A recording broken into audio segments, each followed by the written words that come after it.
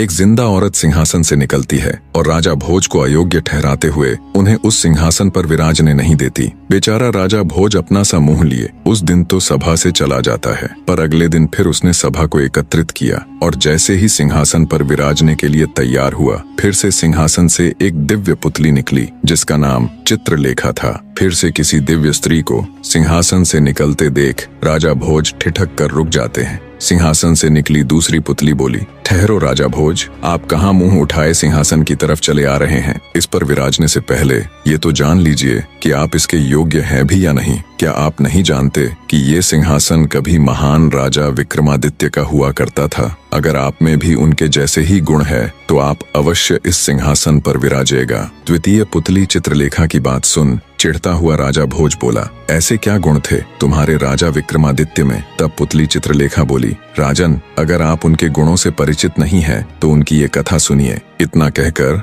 द्वितीय पुतली राजा विक्रमादित्य की कथा सुनाना प्रारंभ करती है। एक बार राजा विक्रमादित्य जंगलों में गए हुए थे। वहां उन्होंने एक साधु को देखा जो अपनी साधना में लीन थे, जिसके चेहरे पर एक अलग ही तेज था। उनको देखने मात्र से ही विक्रमादित्य उनसे बहुत प्रभावित हुए। वे उनको प्रणाम कर वहीं उनके समीप बैठ गए। साधु महाराज ने बहुत देर तक विक्रमादित्य से वार्ता की, जिसमें उन्होंने विक्रमादित्य को सद्कर्म और भक्ति मार्ग पर चलने का महत्व समझाया। साधु महाराज बोले, किसी भी इंसान का जीवन तब तक व्यर्थ है जब तक वो अपने पृथ्वी पर भेजे जाने के असली मकसद अर्थात भक्ति मार्ग को पूरा न कर ले। चाहे वो कितना ही यश और वैभव क्यों न प्राप्त कर ले, पर उसका जीवन व्यर्थ ही है। साधु महाराज की बातों ने राजा विक्रमादित्य को अंदर तक झकझोर दिया। वे उनको प्रणाम कर भारी हृदय से राज्य लौट जाते हैं। कुछ दिन बीत जाने के बाद भी उनके मन में साधु महात्मा की कही गई वही बातें घूमती रहती। उनका मन उखड़ा उखड़ा सा रहने लगा था। अंततः उन्होंने सर्वस्व त्याग कर जंगल में जाकर भक्ति करने का निश्चय किया। वे अपने भाई भर्तहरि को पूरा राजकाज सौंप देते हैं और बिल्कुल साधारण वस्त्रों में सर्वस्व त्याग कर साधना हेतु जंगलों में चले जाते हैं। उनके जाने के बाद सारा राजकाज उनके भाई भर्तहरि ने संभाल लिया। समय अपनी गति के साथ बीतने लगा। एक समय उज्जैन में एक तपस्वी गुरु गोरखनाथ का आगमन हुआ। गोरखनाथ राजा भर्तहरि के दरबार में पहुंचे। भर्तहरि ने गोरखनाथ जी का उचित आदर सत्कार किया, जिससे गुरु गोरखनाथ अति प्रसन्न हुए। प्रसन्न होकर गोरखनाथ जी ने राजा को एक चमत्कारी फल दिया और बोले कि यह खाने से वह सदैव जवान बने रहेंगे, कभी बुढ़ापा नहीं आएगा, सदैव सुंदरता बनी रहेगी। राजा भर्तहरि को वो चमत्कारी फल देकर गोरखनाथ जी वहां से चले गए। फल पाकर राजा भर्तहरि ने सोचा कि उन्हें जवानी और सुंदरता की क्या आवश्यकता है। चूंकि राजा अपनी तीसरी पत्नी रानी पिंगला पर अत्यधिक मोहित थे, अंततः उन्होंने सोचा यदि यह फल रानी पिंगला खा लेगी तो वह सदैव सुंदर और जवान बनी रहेगी। यह सोचकर राजा ने वो चमत्कारी फल रानी पिंगला को दे दिया। रानी पिंगला एक दुष्ट औरत थी। वो अपने पति भर्तहरि से नहीं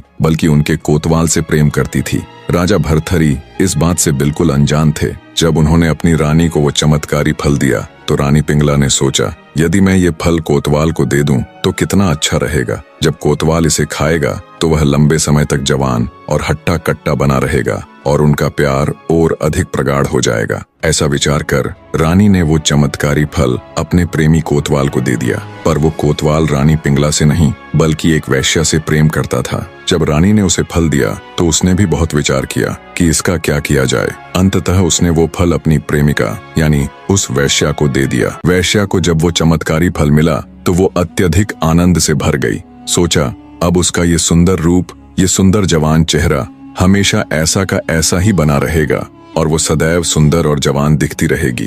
पर अगले ही पल उसे ये सोचकर झटका सा लगा कि वो सदैव जवान और सुंदर बनी रहेगी तो उसे ये गंदा काम भी सदैव ही करते रहना पड़ेगा। ये विचार आते ही वो एकदम निराश हो गई और विचार करने लगी कि ये फल वो किसे दे। पूरी रात बैठकर विचार करने पर उसने सोचा इस फल के लिए जो सबसे योग्य और उत्तम व्यक्ति है वो है हमारे राजा। हाँ, इस फल की सबसे ज्यादा जरूरत हमारे राजा को ही है। वो हमेशा जवान रहेंगे तो लंबे समय तक प्रजा को भी सभी सुख सुविधाएं देते रहेंगे। मैंने अपनी पूरी जिंदगी में बुरे कर्म ही किए हैं, कम से कम मुझसे ये एक तो अच्छा कर्म हो जाएगा और हो सकता है राजा मुझे खुश होकर बहुत सी धन दौलत भी दे दे और मैं ये देह व्यापार भी त्याग दूं। ऐसा विचार कर वो उस चमत्कारी फल को ले राजा के पास जाती है और उन्हें वो फल दे देती है। राजा ने जब उस फल को देखा तो वो हैरान रह गया। अनेकों तर्क वितर्क उसके दिमाग में एक साथ घूमने लगे। जब राजा ने वैश्या से पूछा कि यह फल उसे कहाँ से प्राप्त हुआ, तब वैश्या ने बताया कि यह फल उसे कोतवाल ने दिया है। राजा भर्तहरि ने तुरंत कोतवाल को बुलवा लिया। सख्ती से पूछने पर कोतवाल ने बताया कि यह फल उसे रानी पिंगला ने दिया है। जब भर्तहरि को पूरी सच्चाई मालूम हुई तो उनके पैरों नीचे से जमीन खिसक गई। उन्हें समझते देर न लगी कि रानी पिंगला उन्हें धोखा दे रही है। वो अपनी पत्नी के पास जाते हैं और कहते हैं, रानी, मैंने जो फल तुम्हें दिया था वो कहाँ है? राजा की बात सुन दुष्ट रानी बोली, महाराज, वो फल तो मैंने खा लिया। रानी की बात सुन राजा बोले, अरे रानी, क्या तुमने मेरे लिए जरा सा भी नहीं छोड़ा? क्या तुम अकेले ही अमर होना चाहती हो? तब रानी कुछ कहती, उससे पहले ही राजा ने वो फल निकालकर रानी को दिखाया। रानी ने जब उस फल को राजा के पास देखा तो उसके पैरों नीचे से जमीन खिसक गई। डर और घबराहट के मिश्रित भावों से वो थर थर कांपने लगी। पता नहीं अब राजा उसके साथ क्या करेंगे। पर राजा भर्तहरि बिना रानी को एक भी शब्द बोले वहां से चले जाते हैं। पत्नी से मिले धोखे से वो इतने आहत हो उठते हैं कि राज्य काज इन सब से उनका मन एकदम भर जाता है और उनके मन में वैराग्य की भावना जाग उठती है। अंततः वे भी अपने भाई विक्रमादित्य की तरह सब कुछ छोड़ छाड़ कर साधना हेतु जंगलों में चले जाते हैं। उनके जाने के बाद रानी पिंगला अत्यधिक आत्मग्लानि से भर उठती है। उन्हें अपने किए पर बहुत शर्मिंदगी हो रही थी। जब उनसे ये सब बर्दाश्त ना हुआ तो उन्होंने खुद की जान ले ली। राजा भर्तहरि के जाने के बाद उज्जैन का सिंहासन एकदम रिक्त हो जाता है। अब ना तो उज्जैन का कोई रखवाला था और ना ही कोई राजा। चारों तरफ हाहाकार मची हुई थी। हर तरफ हो हल्ला हो रहा था। पूरे उज्जैन राज्य में हर जगह हुड़दंग और उत्पात फैला था। ना कोई रोकने वाला था, ना कोई टोकने वाला था, ना कोई राजा था और ना कोई रखवाला। दिन ब दिन उज्जैन की स्थिति बिगड़ती जा रही थी। हर कोई अपनी मनमानी कर रहा था। उड़ते उड़ते जब ये खबर इंद्र के अखाड़े में पहुंची कि उज्जैन का राजा तो राज्य छोड़कर चला गया है और वहां अब हर तरफ अशांति फैली हुई है, तो सभी देवों ने आपस में सलाह मशवरा कर अपने एक दूत को उज्जैन की रखवाली करने के लिए पृथ्वी पर भेज दिया। इधर जब राजा विक्रमादित्य की भक्ति साधना संपूर्ण हुई तो उन्होंने सोचा, भाई को राज्य सौंप कर आया था, अब चलकर देखना चाहिए वो किस तरह राज्य कर रहा है। रात होते होते जब विक्रमादित्य उज्जैन नगरी के द्वार पर पहुंचे तो उन्हें दूर से आता देख उज्जैन की सुरक्षा में तैनात इंद्रदेव का दूत बोला, कौन हो तुम और मुंह उठाए अंदर कहाँ चले आ रहे हो? अपना परिचय दो वरना मैं तुम्हें मार डालूंगा। दूत की बात सुन विक्रमादित्य ने उसे अपना परिचय दिया और कहा कि मैं राजा विक्रम हूँ, तू अपनी बता, तू कौन है? दूत ने बताया कि उसे सभी देवताओं ने आपसी सलाह से यहाँ रखवाली के लिए भेजा है क्योंकि यहाँ का राजा भर्तहरि राज्य को छोड़कर चला गया। आगे वो दूत बोला, मैं तुम्हें नहीं जानता पर मैंने राजा विक्रमादित्य का नाम जरूर सुन रखा है। उस वीर पुरुष के किस्सों से मैं भली भांति परिचित हूँ, पर मैं कैसे मान लूं तुम वही महान राजा विक्रमादित्य हो? अगर तुम सच में विक्रमादित्य ही हो तो मुझे युद्ध में परास्त करके दिखाओ, तब मैं ये अवश्य ही मान लूंगा कि तुम ही राजा विक्रमादित्य हो। देव की बात सुन विक्रमादित्य बोला, अगर तुम ऐसा ही चाहते हो तो ठीक है। दोनों के बीच युद्ध हुआ और कुछ ही देर में विक्रमादित्य ने उस दूत को पछाड़ दिया। तब दूत अपनी हार स्वीकारते हुए बोला, मान गया कि तुम ही राजा विक्रमादित्य हो। तुम मुझे कुछ मत करो, मैं तुम्हें एक ऐसा वरदान दूंगा जो आजीवन तुम्हारे काम आएगा। दूत की बात सुन विक्रमादित्य हंसता हुआ बोला, तू मुझे वर देगा? तब दूत बोला, मेरी बात कान खोलकर सुनो विक्रमादित्य, माना कि तुम सबसे श्रेष्ठ हो, माना कि सब राजा तुमसे डरते हैं, माना कि पूरे देश में तुम सा कोई दूसरा राजा नहीं, पर हे राजन, मैं तुम्हें ऐसे 4 वीर भेंट करूंगा जो तुम्हारी आज्ञा से कहीं भी आ जा सकते हैं। वो सूक्ष्म से सूक्ष्म और दीर्घ से दीर्घ हो सकते हैं। जब भी तुम्हें उनकी जरूरत हो बस एक आवाज देना, वो चारों हाजिर हो जाएंगे। इतना कहते हुए उस इंद्र के दूत ने वे 4 वीर राजा विक्रमादित्य को भेंट कर दिए। कहते हैं तब से राजा विक्रमादित्य को वीर विक्रमादित्य के नाम से जाना जाने लगा। राजा वीर विक्रमादित्य के वापस आने से संपूर्ण उज्जैन नगरी ने खुश हो भगवान श्री राम के आगमन की ही तरह विक्रमादित्य का स्वागत भी घी के दिए जलाकर किया। पूरे राज्य में हर तरफ खुशियों का माहौल था। उज्जैन की प्रजा एक बार फिर से अपने चहीते राजा विक्रमादित्य को पाकर खुश थी। महान राजा विक्रमादित्य की जीवन गाथा का किस्सा सुनाकर राजा भोज से कहती है, हे राजा भोज, क्या तुम्हारे अंदर है इतनी क्षमता कि तुम चंद पलों में अपने राज्य को तज कर भक्ति साधना के लिए चले जाओ? क्या तुम्हारे अंदर है इतनी क्षमता कि तुम भगवान इंद्र के दूत को परास्त कर उसे अपना गुलाम बना लो और वर देने के लिए विवश कर दो? क्या तुम्हारे पास भी है राजा विक्रमादित्य की तरह वो 4 शक्तिशाली वीर जो तुम्हारे बस एक इशारे पर तुम्हारे लिए कुछ भी कर दें? अगर है तुम्हारे अंदर भी ये सब खूबियां तो बेशक तुम इस सिंहासन पर विराजमान हो सकते हो। द्वितीय पुतली चित्रलेखा की बात सुन राजा भोज का मुंह उतर जाता है। विक्रमादित्य के किस्से सुन राजा भोज को खुद पर बड़ी लज्जा महसूस हुई। उन्होंने अपने मन में विचार किया कि वो तो विक्रमादित्य के सामने सच में ही एक तुच्छ मनुष्य है। सच में कितने महान थे विक्रमादित्य, जिन्होंने एक साधु के कहने मात्र से अपना सिंहासन त्याग दिया और राजकाज छोड़कर वर्षों जंगलों में रहकर तप किया। कितने शक्तिशाली थे वो, जिसने देवताओं के भेजे दूत को चंद पलों में अपने सामने झुकने पर मजबूर कर दिया। ये सभी विचार करते करते उन्होंने सोचा, पर अब तो विक्रमादित्य यहाँ नहीं है, अब तो उनका समय नहीं है। ये समय मेरा है और मुझे पूरा अधिकार है इस दिव्य सिंहासन पर विराजने का। आज का दिन भले ही बीत गया हो, लेकिन मैं कल अवश्य ही इस अलौकिक सिंहासन पर बैठकर रहूंगा। इन्हीं विचारों के साथ राजा भोज दरबार से चला जाता है। सिंहासन से निकली प्रथम पुतली रत्नमंजरी की ही तरह दूसरी पुतली चित्रलेखा ने भी भोज को सिंहासन पर बैठने नहीं दिया। अगले दिन फिर से तय समय पर सभी राजदरबारी राज दरबार में उपस्थित हो गए।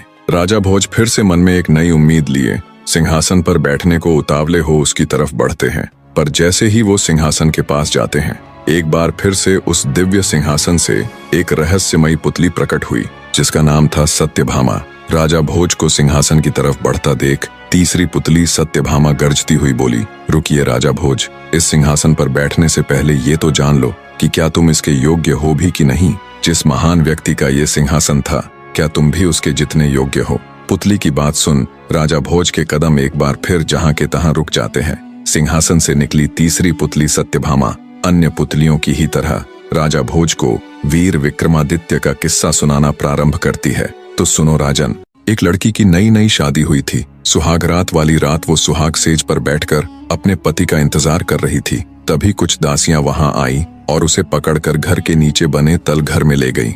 नई नवेली दुल्हन दासियों के इस एकदम से किए गए व्यवहार से अचंभित हो गई। उसे कुछ समझ नहीं आया कि ये उसके साथ हुआ तो हुआ क्या।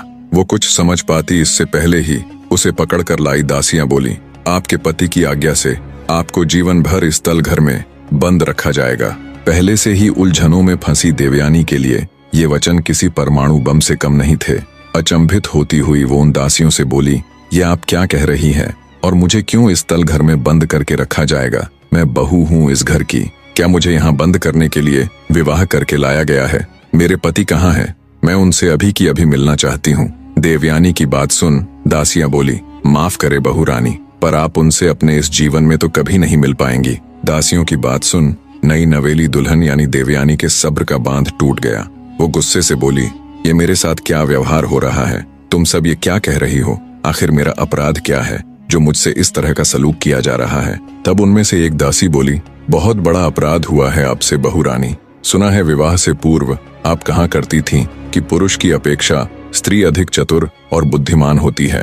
दासी की बात सुन गुस्से में देवयानी बोली, हाँ बिल्कुल मैं ऐसा कहा करती थी और अब भी कहती हूँ कि स्त्री पुरुष की अपेक्षा अधिक चतुर और बुद्धिमान होती है। नई दुल्हन यानी देवयानी की बात सुन दासियां कुछ कहती, उससे पहले ही उस लड़की की सासू वहां आ गई जिसने उसकी ये बात सुन ली। वो गुस्से से देवयानी से बोली, मूर्ख लड़की, तेरे इसी अभिमान का दंड अब तुझे जीवन भर मिलेगा। जिस दिन से मेरे पुत्र ने सुना है कि तुम लड़की होकर इस तरह की बातें करती हो, उसी दिन से वो हमारे पीछे पड़ा हुआ है और उसने आग्रह किया कि वो तुमसे विवाह करना चाहता है और हमें भी मजबूरी में उसकी बात माननी पड़ी। अब वो तुझे जीवन भर इसी तल घर में बंद करके रखेगा, ये देखने के लिए कि तुम कितनी बुद्धिमान हो, कितनी चतुर हो। ये सुन देवयानी के पैरों नीचे से जमीन खिसक जाती है। स्वतः ही उसकी आंखों से टप टप करके आंसू बहने लगते हैं।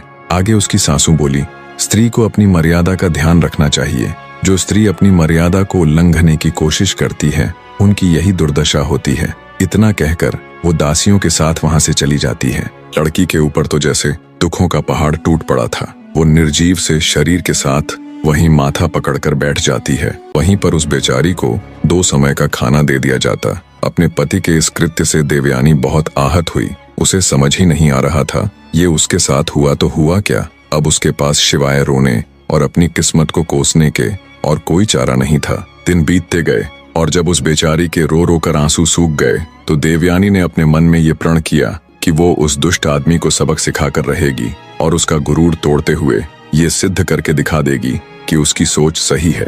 ऐसे ही दिन बीतने लगे। उसने अपने पति को सबक सिखाने के लिए एक योजना बनाई और योजना अनुसार एक दिन उसने खाना देने के लिए आने वाली दासी को किसी तरह राजी कर लिया और उसे एक पत्र देते हुए उस पत्र को उसके पिता के पास पहुंचाने के लिए कहा। दासी ने उसके कहे अनुसार वो पत्र उसके पिता के पास पहुंचा दिया। जब वो पत्र उसके पिता ने पढ़ा तो उसकी आंखें फटी रह गईं, क्योंकि उसका पिता बहुत बार अपनी बेटी की ससुराल उससे मिलने उसका हालचाल पूछने के लिए जा चुका था, पर हर बार उसके सामने कोई न कोई बहाना बनाकर उसे उसकी बेटी से मिलने नहीं दिया जाता। आज पहली बार था जब उसे अपनी बेटी की इस दुर्दशा के बारे में पता चला। उसकी बेटी ने पत्र में अपने पिता को सख्त हिदायत दी थी कि उसे छुड़ाने की बिल्कुल भी कोशिश न करे और न ही ये बात किसी दूसरे को बताए, क्योंकि इतना सब होते हुए भी वो अपनी ससुराल पक्ष या अपने पति की जरा सी भी बदनामी नहीं करना चाहती थी। लड़की ने पत्र में अपने पिता से आग्रह किया कि वो अपने घर से लेकर उसकी ससुराल तक एक ऐसी सुरंग बनाए, एक ऐसा गुप्त मार्ग बनाए जिससे वो जब चाहे अपने पिता से मिलने आ सके। अब लड़की का दुखियारा पिता बेचारा मरता क्या न करता। उसने अपनी बेटी के कहे अनुसार सुरंग बनानी शुरू कर दी और कुछ महीनों बाद वो इसमें सफल भी हो गया। एक दिन हमेशा की तरह लड़की बेचारी गुमसुम सी बैठी हुई थी। तभी उसे जमीन के अंदर कुछ ध्वनि सुनाई दी। कुछ ही देर में उस गुप्त मार्ग के जरिए उसका पिता उसकी आंखों के सामने था। बहते नेत्रों के साथ लड़की भागकर अपने पिता से लिपट गई। देवयानी का पिता उसकी हालत देख अत्यंत दुखी हुआ। लड़की सुरंग के रास्ते अपने पिता के घर आ गई। अब वो हर रोज उस गुप्त मार्ग से कुछ समय के लिए अपने पिता के घर जाने लगी। जाने कितने दिनों कितने महीनों बाद उसके चेहरे पर मुस्कान लौटी थी और उसने खुली हवा का एहसास किया था। अब वो स्त्री हर रोज उस सुरंग के जरिए अपने घर आने जाने लगी। स्त्री ने अपने पति को सबक सिखाने के लिए ग्वालन का रूप बना लिया और पिता की सहायता से नगर के बाहर एक छोटा कच्चा मकान बनवा लिया और कुछ गाय भी पाल ली। अब वो ग्वालन के वेश में अच्छी तरह से बन ठन कर अपने पति को रिझाने के लिए उसके आसपास रहकर, जहां वो अपनी मित्र मंडली के साथ उठता बैठता था, दूध बेचने लगी। आखिरकार जैसे उसने सोचा वैसा ही हुआ। उसके पति की निगाह उस पर पड़ ही गई। वो उसके रूप रंग पर इतना मोहित हो गया कि अब तो वो हर रोज उसके आने के समय उसे क्षण भर देखने के लिए वहां बैठने लगा। कई दिन ऐसे ही गुजर गए। तब ग्वालन का वेश धारण किए देवयानी ने खुद ही शुरुआत कर दी और एक दिन दूध देने के बहाने उससे बोली, दूध ले लीजिए ना मालिक, बस थोड़ा सा ही बचा है। अब हर रोज दूध के बहाने उनकी मुलाकात होने लगी। इसी बीच उनमें थोड़ी बहुत बातचीत भी हो जाती। ऐसे ही उनका प्रेम प्रसंग आगे बढ़ने लगा। एक दिन बातों ही बातों में बनिए के लड़के ने उस ग्वालन से अपने प्यार का इजहार कर दिया। अंधे को क्या चाहिए, दो आंखें। ग्वालन यानी देवयानी ने बिना समय गवाए उसका इजहार स्वीकार कर लिया। बनिए का लड़का अब हर रोज रात को नगर से बाहर बने ग्वालन के ठिकाने पर जाने लगा। अब हर रोज का यही प्रसंग था। देवयानी सुरंग से होती हुई अपने घर आती और वहां से ग्वालन का वेश धारण कर अपने पति से मिलती। ऐसे ही उन दोनों को मिलते मिलते काफी समय बीत गया। बनिए का लड़का अब हर रोज अपनी ग्वालन प्रेमिका को कुछ न कुछ भेंट देने लगा। कभी आभूषण तो कभी धन, तो कभी कुछ तो कभी कुछ।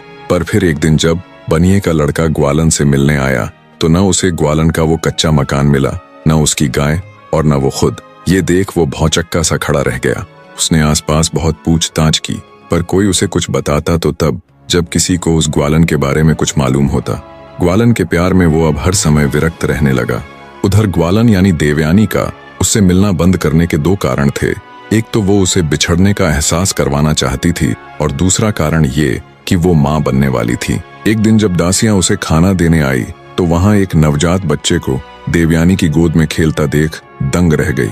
आखिर वो तो 2 साल से तल घर में बंद थी, तो फिर ये बच्चा कहाँ से आया। वो तुरंत भागी भागी अपनी मालकिन के पास गई और उसे सारी परिस्थिति से अवगत करवाते हुए बोली, माँ जी, अपनी बहू को बच्चा हुआ है। ये बात सुन बुढ़िया उसे झिड़काते हुए बोली, क्या तुम पागल हो गई हो, जो कुछ भी अनाप शनाप बके जा रही हो। 2 साल से तल घर में बंद अकेली स्त्री को बच्चा कैसे पैदा हो सकता है। वो तुरंत दासियों के साथ तल घर में जाती है। देखा तो उनकी बहू की गोद में एक नवजात शिशु खेल रहा है। ये देख उसके भी पैरों नीचे से जमीन खिसक गई। आग बबूला होते हुए बोली, ये बच्चा किसका है?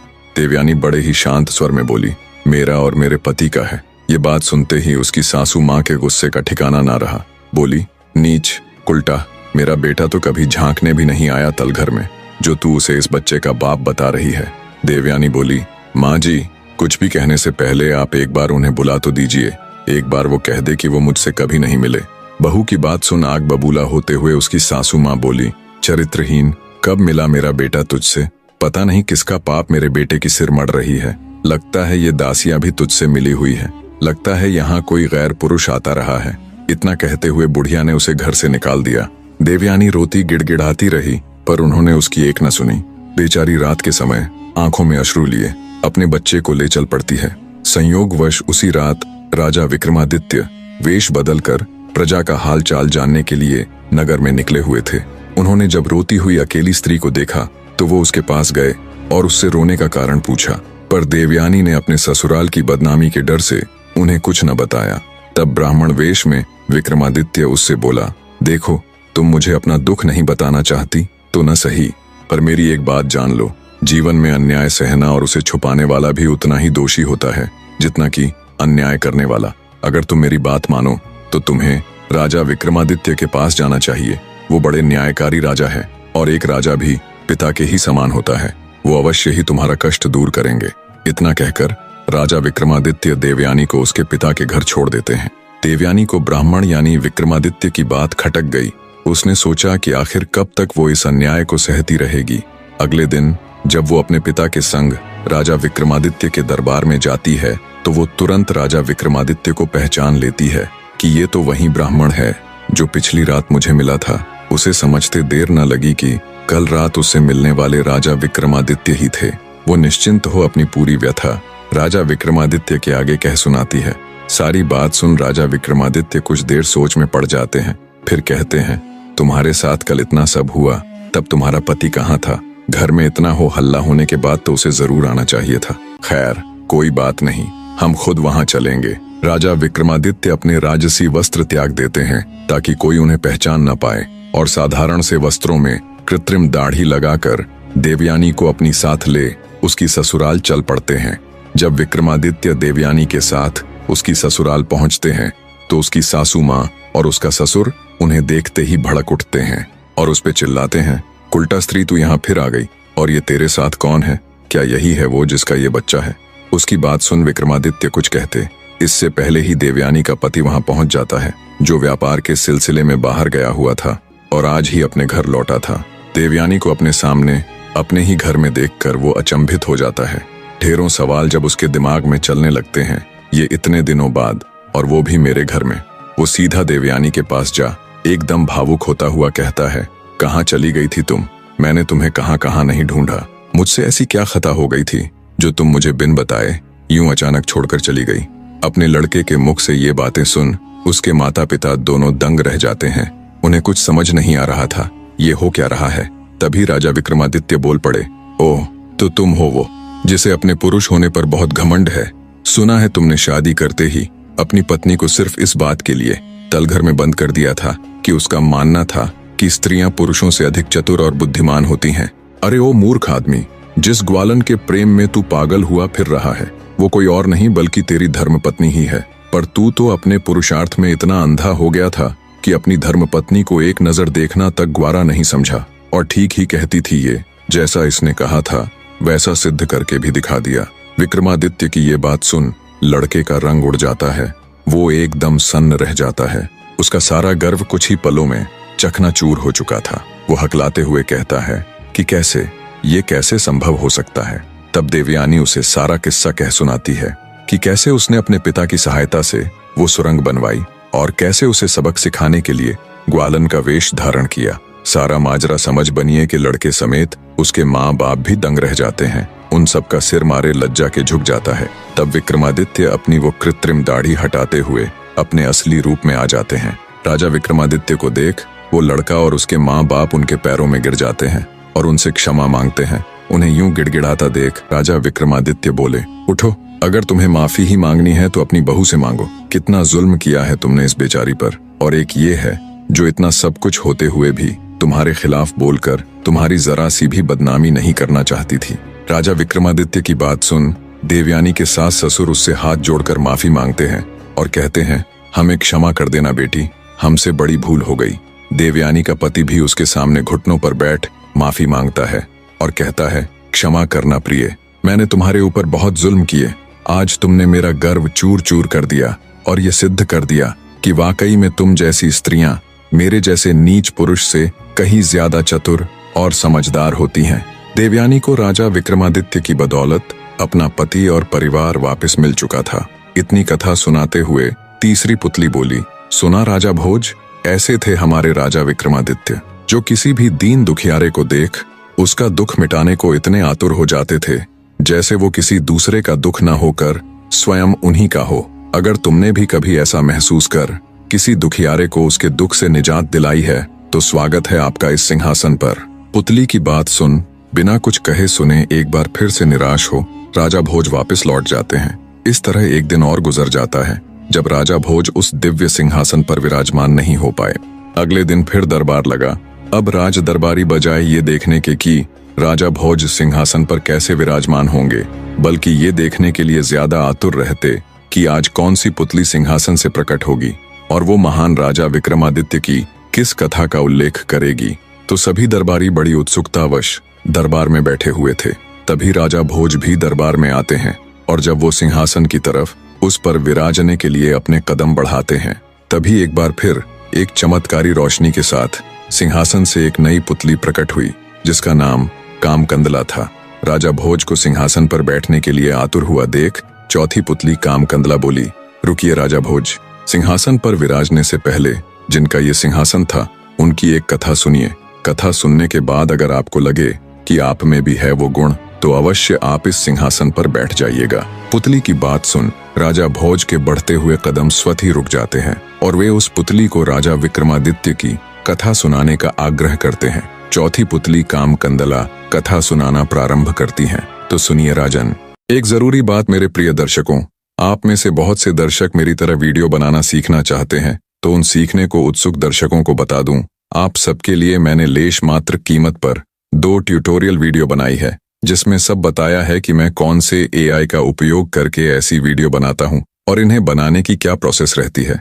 2 ट्यूटोरियल वीडियो देखकर आपको सब ज्ञान हो जाएगा। फिर भी कोई सवाल रह जाए तो कमेंट करके पूछ सकते हैं। इसके लिए आपको चैनल ट्रू वर्ड्स ज्वाइन करना पड़ेगा। धन्यवाद दोस्तों। कहानी का अगला भाग बहुत जल्द आप सबके सामने होगा। तब तक स्वस्थ रहिए, मस्त रहिए।